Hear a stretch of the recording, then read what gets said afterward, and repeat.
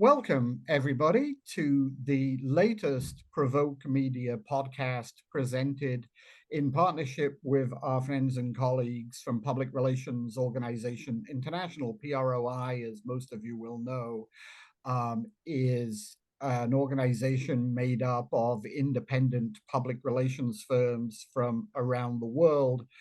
And since all of those firms are owner-led, they are in a perfect position to help us discuss a range of topics that impact entrepreneurs in our business.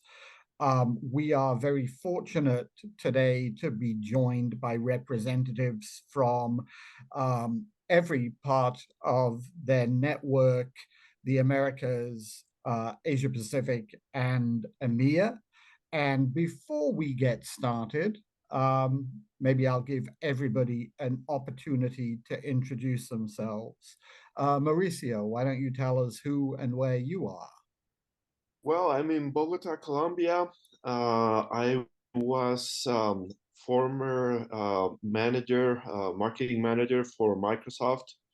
And at that time, I hired a PR agency, and I just fell in love with the industry. That was 20 years ago. So long story short, I founded Position Comunicaciones, which was a spin-off from FTI. And Position was probably the first company in Colombia that combined PR and technology. And that worked like magic. And finally, in 2015, Edelman bought my company. I remained the CEO of Edelman Colombia for 3.5 years.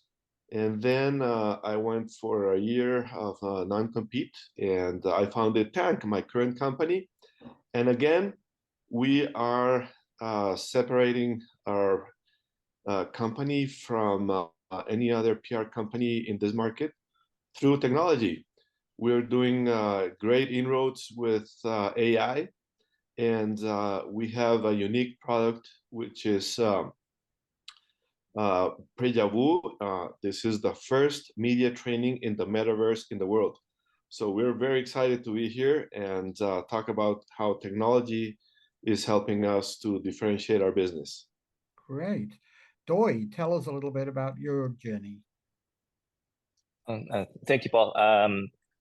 Well, I run a shop here in the Philippines, in Southeast Asia. And my journey with PR started when I was a journalist more than 20 years ago. I went to a lot of press conferences, and at one point, one of the PR, actually Edelman firms here in the Philippines invited me to join them as one of their first PR managers. And from there, I fell in love with the industry. And a couple of years after, I set up a media monitoring company. Because I was a tech journalist and I was also kind of obsessed with tech. So it wasn't a PR firm that I first set up, it was a media monitoring firm. And that led me through this journey, I think very similar to Mauricio, where I really tried to combine my love for public relations and communication with current technology. And so most recently, we're around a 200-person shop here, but with around 60 people focused on public relations and communication. But the other 140 really are focused on data analytics. And so with the AI, with ChatGPT coming last December, or December 2022, we said, hey, we should be riding this wave. And so we've so far built a 30-person software development team just to focus on AI apps. Great. And Hans? Yes. Well, long story short, since I'm so very much older than the rest of you. Oh, including you, Paul. Let's not be indiscreet here.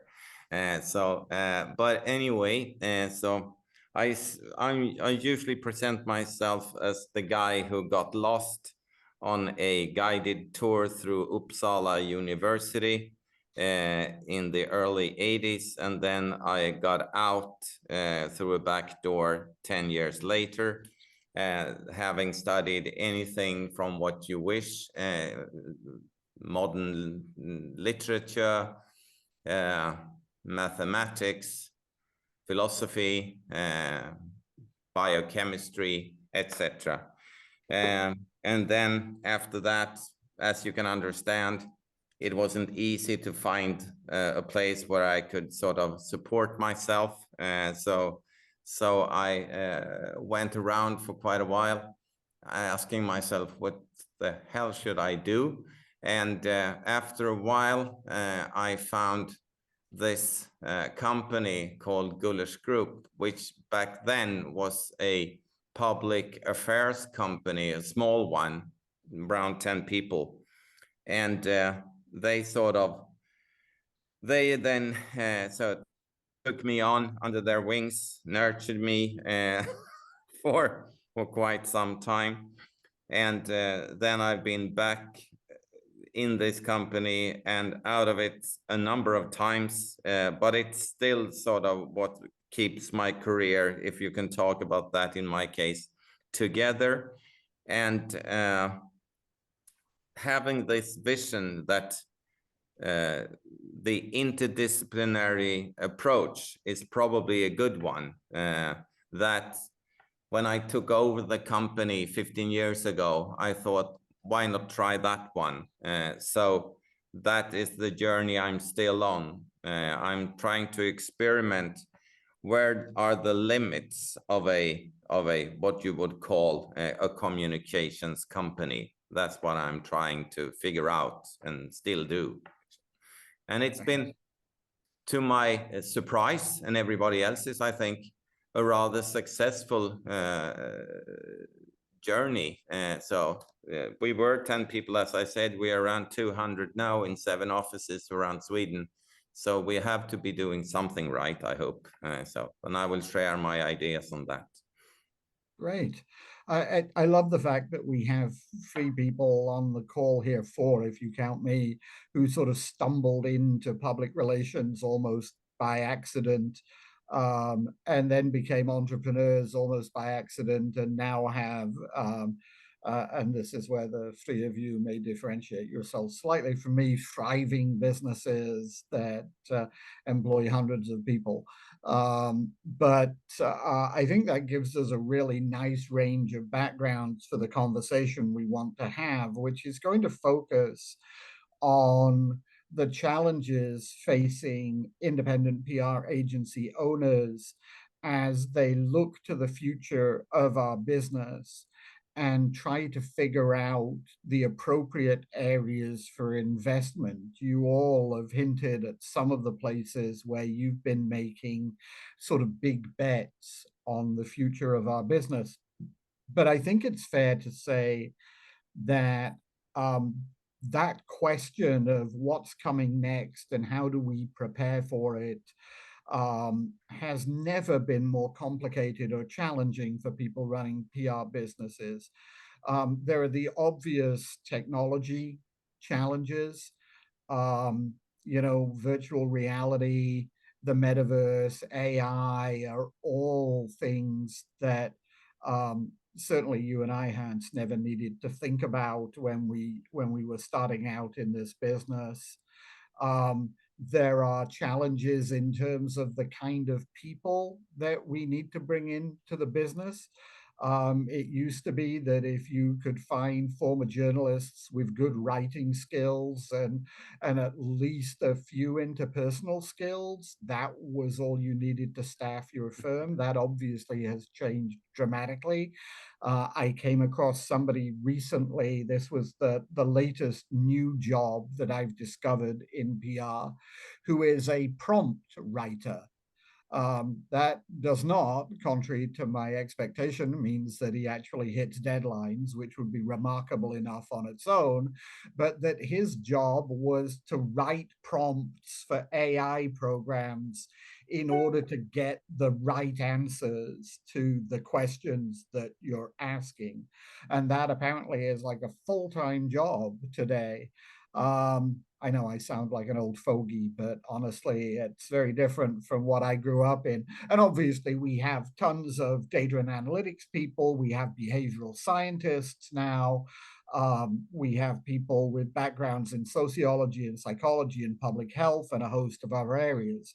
And then there's the question of what do we build and what do we buy? Or actually, what do we build, what do we buy, what do we hire? And those are all challenging questions in this environment. In the rather limited amount of time that we have, we're going to try and go on a journey through all of those decisions and how they're made. And I'm gonna start with you, Hans, because I know that in recent years your firm has been making acquisitions and expanding the sort of nature of what falls under the public relations, public affairs umbrella that is still sort of the cohesive factor in the group. But tell me a little bit about how you decided that you wanted to get into that sort of M&A arena, why that was your preferred solution to the challenges, Absolutely. and also where you've been directing your resources and why. Absolutely. Taking you back then around just briefly around 15 years. So when this journey started out for sure, it was really time after the financial breakdown, Lehman Brothers, etc. You remember very well, I suppose. So the whole industry, financial industry, was about to collapse. And what we found was that we could take a look at, then I don't know about the world, but in the Swedish setting, we were looking at an industry who was struggling with prices that were really ridiculously low and getting lower. We had an enormous fierce competition among the companies. At the same time, we had a situation where sort of the world was getting what American scientists have called VUCA, volatile, uncertain, complex, and ambiguous. And we sort of embraced that concept and said, okay, so if the world is volatile, uncertain, complex, and ambiguous, how can we navigate in this landscape? Well, one way is to be more niche. The other way is to sort of embrace the whole spectrum. And so we decided to see if we could try to embrace the whole spectrum, which is a damn big task to take on, but we tried. So we started out, and we started out by thinking, what if we don't see this company as a company, but more as an innovation system? What is needed to be really innovative? So we decided to see if we could start hiring people from very different walks of life. And when we started out by trying on, does a civil engineer and an architect and a PR specialist, can they work together, and can they make something comprehensive that is also being able to sell on the market? And without making a sunshine story of it, this actually did work. But what we found was, when we took on people one by one, it was much more difficult to get them profitable in the short term. So we decided, how about trying instead to acquire companies, small companies that have a business, a sustainable business that they bring to the table, and that then we can combine their services with the services that we already have. So that was the sort of idea behind it. And we started this out for real in 2015. And in 4.5 years' time, we grew 450%. The company grew 450%. So it was really like hitting the turbo button. Somehow we had found something that the market really wanted. And we're still on that journey. But with what we're doing now, and I'd love to share, and I'd love to listen to your perspectives, because I think that the sort of tech transfer that we are in now is going to be one of the answers, not the only answer, but one of the answers to what is it that we need in the future. So I'm happy to be here, both to share what I can contribute with, but also to listen to what you have, what the others of you have to say. Really looking forward to that. Right. I think all of you have seen technology one way or another as being critical to the future development of our business.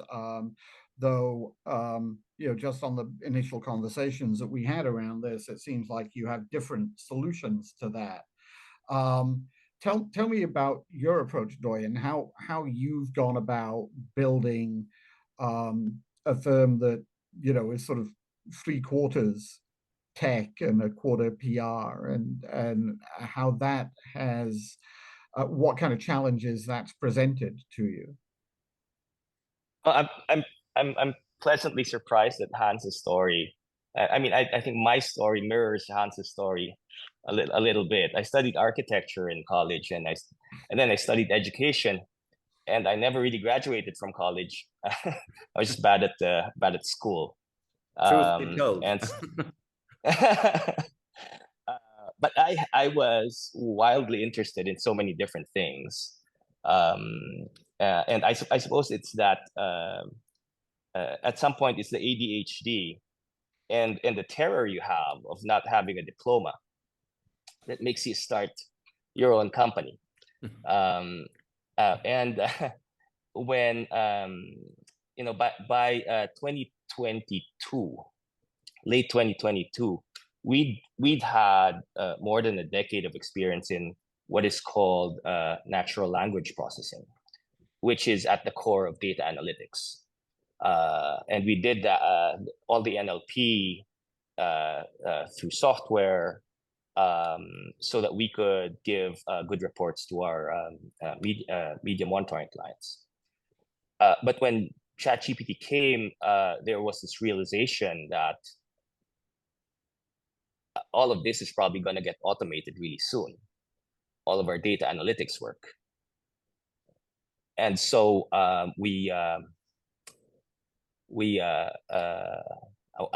made a decision with a lot of pain to focus on tech, specifically generative AI.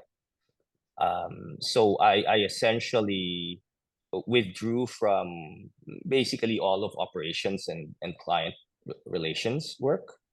And I had my people do all of that so I could focus on building the tech. And fortunately, we had a decade of experience in natural language processing, which is at the core of generative AI. So it was not an arduous journey as I had thought. But it wasn't without a lot of pain. The shift in focus, I think, riled a lot of our people and a few of our senior people. So we had quite a few of them leave. We had to kind of undergo the transition from, a service-focused company to a product-focused company, and that's not easy at all. They have a saying when you're in an agency, you do whatever the client does. When you start building a product, you ignore everything a client says because it distracts you from product building. And so we basically said, yeah, let's. Well, I basically said, well, you guys are doing pretty well in the operation, so I'll focus on this. Thankfully, it's it hasn't been that bad.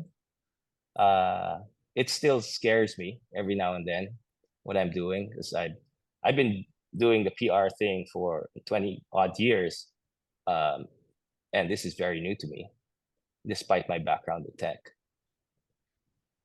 And for you, Mauricio, somewhat similar narrative or a different decision-making process? How did you come to the spot that you're in where, you're developing products now, as I understand it from our conversation, that include everything from AI to virtual reality to the metaverse?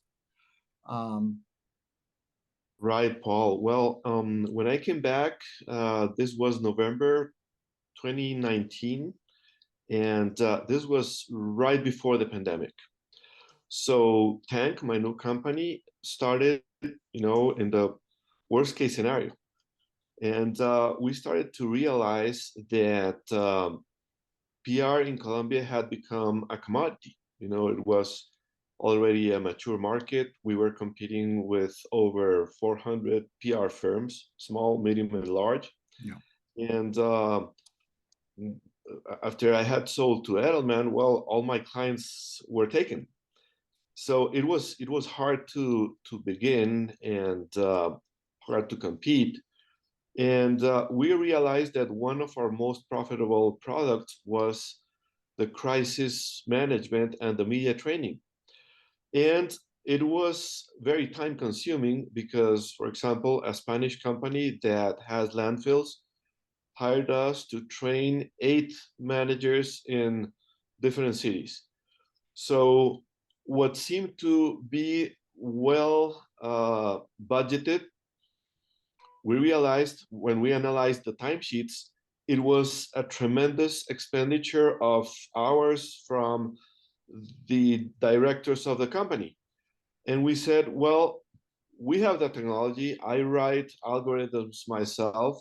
I might not be an expert in Unity or Unreal Engine or Python, but I know how the technology works, So I started hiring developers, and when I was in Microsoft, I had relationship with over 3,000 developers, so I know where to find my guys. You see, and we started hiring these developers, and this is a very different crowd. The PR guys and the PR ladies, you see them very neat, whereas this crowd, they're very creative. They have 5-year earrings. They walk around in flip-flops, And t-shirts. And t-shirts, and we're very, very open-minded, and we started bringing all these folks, and they got along with the PR crowd, but being a very different crowd, it gave us a very different mindset. And these folks come from gaming. So we started to make inroads into gamification. This is coming from the gaming industry and using this type of equipment instead of just computers. And it turned out beautifully, because now I don't fly to 10 cities in Colombia. I send the goggles over. You see, I send the headset to 8 different cities, and the general managers of those subsidiaries of companies go into an immersive environment, and the immersive environment training is so powerful because people are so concentrated that 20 minutes are the equivalent of 2 hours of training. So it's amazing. They cannot look away. I mean, if they look away, it's my controlled environment. They cannot check their phones. they cannot go and see if lunch is ready. So the training is powerful, and for managers, for general managers, for C-level executives, it's amazing because since we have combined the VR with the AI, some of the feedback they get through AI. Some of the feedback they get afterwards with the general management of my company, of Tank, giving them the feedback.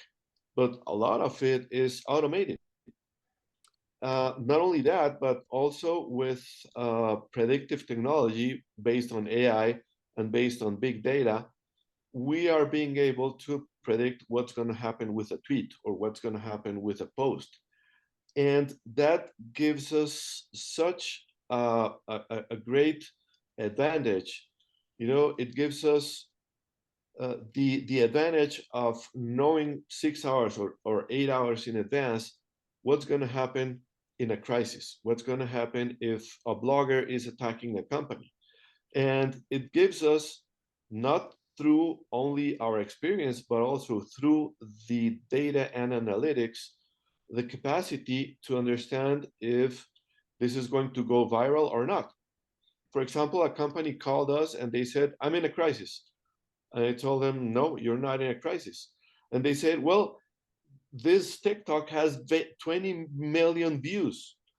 How can you tell me you're my PR agent? How can you tell me we're not in a crisis? I told him, they are sharing the TikTok among your community, but nobody's commenting. The comments are positive, and we see what's going to happen 6 hours in advance, and this is not going to go viral. So the manager of this company said, oh, okay, you're the master. Thank you. You see? So it gives us the power of information. It gives us the power of concentration, the power of not being a commodity, but being, just as Hans said, a niche company that is doing something very different to the 300 or 400 plus PR companies that we have in our country. And also, it has made us, from local to global. We are getting requests from Slovakia, from South Africa, from Los Angeles. There's a university that wants to do an executive program with our technology and our methodology throughout the United States. So from local or parochial, which is in essence somehow the nature of PR work, we're becoming a global company. Okay, I want to come back to Doi, because some of what he said resonated with me, and some of it raised questions for me. So I can certainly understand the value of the sort of AI, how AI is going to inform and drive the work that all of you do. What I think would be the big question for me if I was in your position would be, what are the benefits of me developing this within my agency or within my firm? And why wouldn't I just wait for a big tech company to come up with the solution for me, and then I, like everybody else in the market, can buy from them? Why did you make the decision that this was something that should be under your roof rather than something you buy from a third-party tech company? That's a great question, Paul. I need to emphasize that I run a company in the Philippines, which is a third world market, and developing markets are very harsh to service companies. There is no respect for the IP or any of the expertise. So the services tend to become commoditized, I think, in a far worse way than in markets like Sweden and even Colombia. So the margins tend not to be as good. When you build out a product in generative AI, and what we're building right now is essentially what people in the AI field call agentic AI platform. You build out a product for the rest of the world, and the industry is still in its infancy, and the dynamics of AI technology, I think, is vastly different from the dynamics of technology from 10, 20 years back. In such a way that the barriers for entry for the development of intellectual property now is quite a bit lower. I've been tracking Y Combinator companies, and Y Combinator is probably the biggest AI accelerator and VC in Silicon Valley right now. And a lot of the startups they're supporting, are run by 21-year-old college graduates. And a lot of the stuff the technology, the magical technology that we're looking at almost every day, there's a new company coming out. They're built on technology that is essentially open sourced. Mauricio would be very familiar with this.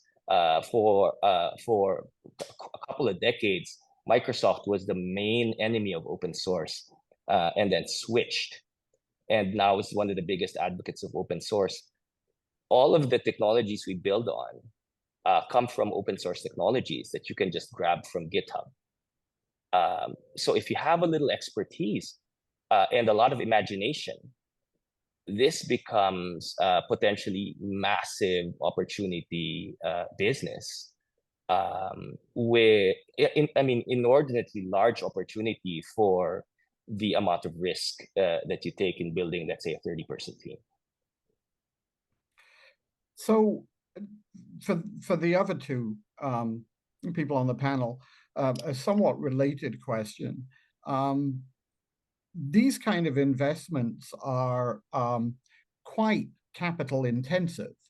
It has been suggested to me by some of the large agencies, some of the big global holding company agencies, for example, that we are now going to see them separate from the mid-sized independents in terms of the sophistication of services that they can offer, because scale is such an advantage here. I think we've probably all seen the press releases from WPP and Publicis and everybody else touting sort of a $500 million investment in AI over the next 3 years, or those sort of big earth-shattering numbers. Even on the smaller scale, if you have 2,000 people around the world, bringing in a dozen data analysts, for example, isn't that big a shock. If you have 100 people, bringing in a single data analyst is something that you have to give very serious consideration to. How have you managed to do this from a sort of funding perspective? And again, how do you decide which areas to target and which areas you have to sort of leave to either outside suppliers or freelancers or people who do this full time and only this?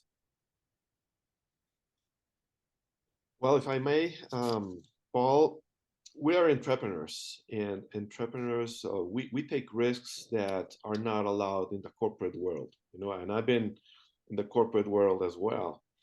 And we almost went broke, with supporting all these salaries, of developers, which are expensive. And this is a global crowd. You see people in India or Bangladesh developing software for somebody in Seattle, and but they charge high salaries because they are scarce. I mean, you can't find the right talent at the right moment unless you pay them well.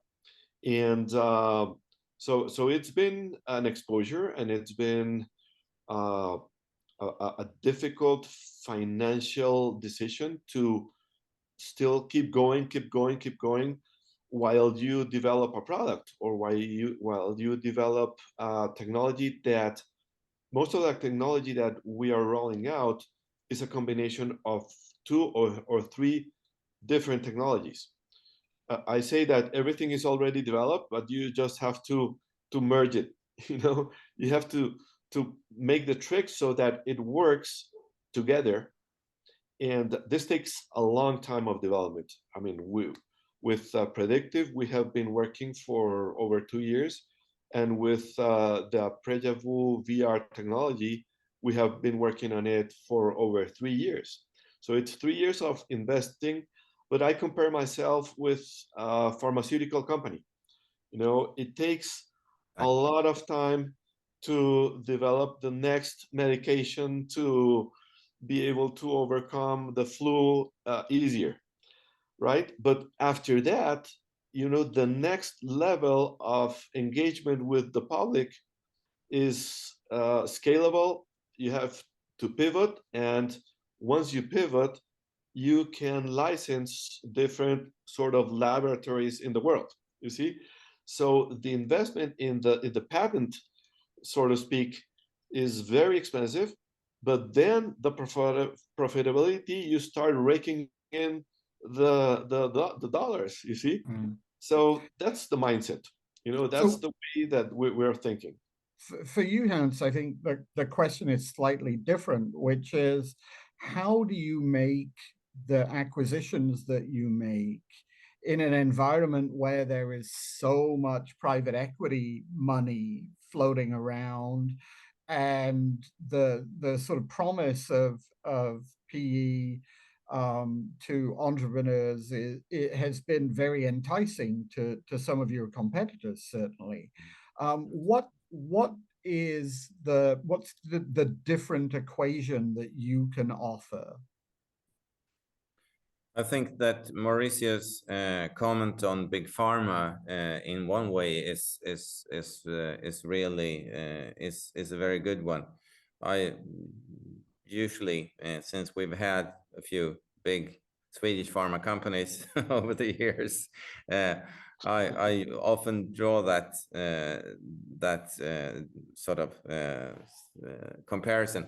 And what we do is that we, like you said, Mauricio, we try out the combinations that might not be acceptable either culturally or strategically at a larger company. You wouldn't be allowed to do that, really.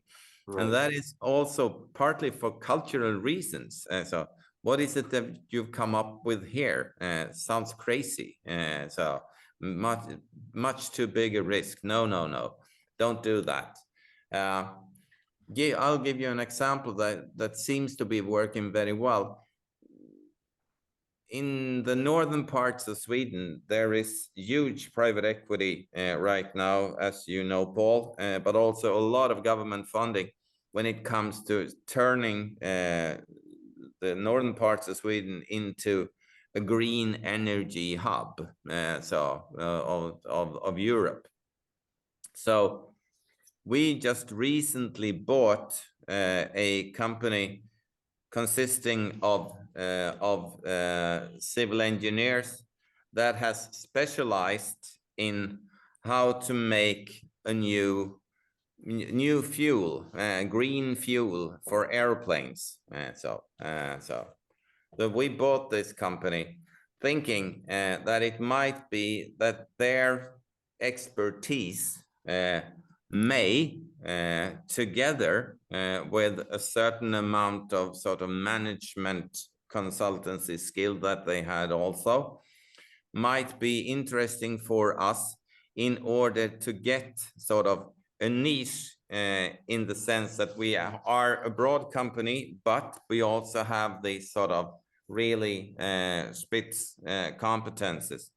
And it seems that this will be working out. We get the ticket to enter into a new kind of services where we can work with both the organizational and the management side of sort of project development, but we also have the experts who can deal with the scientists in the field of this operation. So what we try to do in order to answer your question to the best I can is that we try to do a really good sort of scanning of what's coming, what's around the corner, what's going to be hot topics, where is the private equity going, follow the money. Okay, so where is it?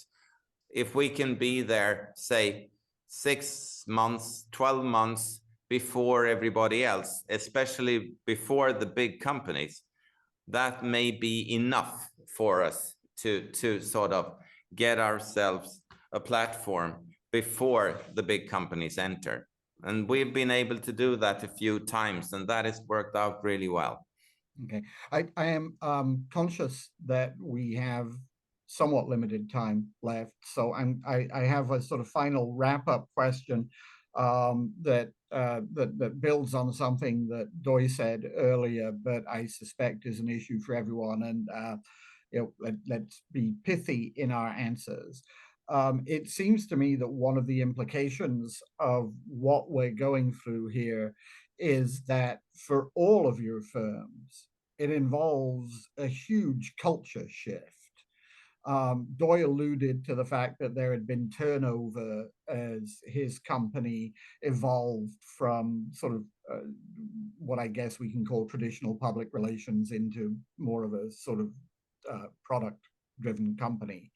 And that obviously has implications both for people inside the company and for customers. One of the things that it seems to me is inevitable in what we're talking about is that it is going to take us further and further away from the hourly billing model that has traditionally dominated public relations and into selling products in a way that is not necessarily dependent on how many hours are being worked, on timesheets that we present to the client at the end of the week. So how are you all dealing with the cultural implications of this and a world in which, sort of public relations people who use one side of their brain primarily are suddenly sitting next to data and analytics people and people who design algorithms and people who write prompts, who are presumably using the entirely different side of their brain to do what they do. Has that created new issues for you that you didn't anticipate? Let me start then. So be the first one out. So we have formed sort of a credo for our company in order to sort of keep it together. And all these challenges that you mentioned, Paul, is very alive at the coffee table. So what the management is saying at least 10 times a day is there's not one way of making things right. So that is also the basis for how we sort of keep this together. Let's try your model today, and let's try Mauricio's model tomorrow, and then next week we'll try Doug's, and see where does that lead us. So that is sort of a very, very open mind to let's see what you can bring to the table, and in a sort of truly innovative way of thinking about development. So I would say that has been the real cultural shift from my way or the highway to, okay, let's try your way and see where that leads us. Okay. Doi, tell me about some of the issues you faced and how you're looking at sort of integrating selling product into a traditional service business environment. Yeah, it's nothing short of gut wrenching, the shift that we've had to make. And what I've done basically is shut everything out. I retained the title of CEO, but that's just a title at this point. I'm really just a product manager because everyone else is running the company. I've stopped meeting clients. I only meet with one client because they're a very interesting company, and that's the Bank of China. Um, um, yeah, I love them despite all the issues with China. I love them because they're very interesting. What my days right today are like today I've probably 10 hours of meetings every day. I spend another 2 to 3 hours just watching YouTube videos and reading journal articles on AI. And dealing with 90% of the time, I just deal with computer scientists and technicians. Right. Everything. Sorry, go ahead. Everything else, all the operations, all the people who meet the clients, they're done by the rest of the team. And Mauricio, it sounds to me from what you were saying earlier that you have found at least a subset of clients who are very happy to pay a premium for a premium product. Have you had to sort of jettison some less visionary clients along the way, or can you accommodate both in the model you have? No, this has been a cultural shock because we even had to bring in experts in pricing because what we're doing is different from the hourly billing model that you were mentioning. So we sort of had to build a menu in which, for example, for the predictive product, you can buy 3 different levels. So there's a basic, there's a standard, and there's a premium. Because that is, at the crossroads with monitoring, right? So clients, what they're saying is, my current agency does not have that. So talk to me. So in a way, it's been a great spearhead to go and put your foot on the door. But also, we had to rethink our business model and our pricing model. And for example, with sending the headsets, now I compete with the airlines because I don't fly to 10 cities, but I send 10 headsets over. So now instead of flying over, we use the mail. And so we had to figure how are we going to charge our client? The client is saving on hotels. The client is saving on airfares.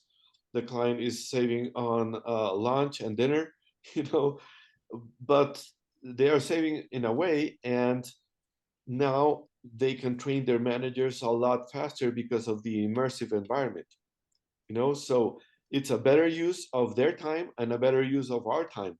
So how do we charge that? So we had to come with experts that come from the education sector, from experts that come from the management board of a large company, and they're now sitting in our steering board so that we can figure the new ways of doing business with these technological products. This is such a fascinating topic. I feel like we could easily do another podcast and still only scratch the surface. We are running out of time. I do thank you very much. For me, the message is twofold. First of all, that running a business in this environment has never been more complex, and the ability to embrace that complexity and welcome it is not a generational ability. It's universal, and entrepreneurs get it. And the second is something that I think has always been true of our business, which is that fortune and the future favor the bold, that the willingness to take risks, the willingness to embrace change is going to be the huge competitive advantage of the future, not size and scale, not youth and vigor, but that willingness to be really bold in your decision-making process. And there are three great examples represented in this podcast. Thank you so much for your time.